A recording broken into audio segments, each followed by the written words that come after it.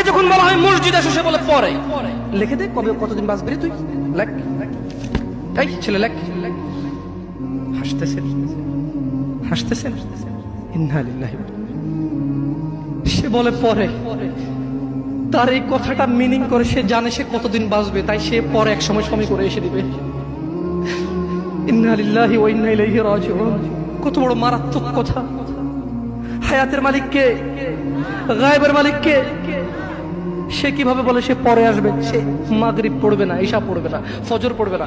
সে মাগরিবে বলে কালকে ফজর থেকে পড়বো। সে রাতের গ্যারান্টি দিচ্ছে সে বাঁচবে। লিখে দে তুই রাত বাঁচবি। আল্লাহ ক্ষমা করুক এরকম মুসলমানকে, যে নিজেকে মুসলমান মনে করে, নামাজের দিকে ডাকলে বলে পরে আসবো। শোনেন, দুনিয়া তুচ্ছ। দুনিয়া কি? জামশেদ কে? আল্লাহ জাল্লা ওয়া আলা,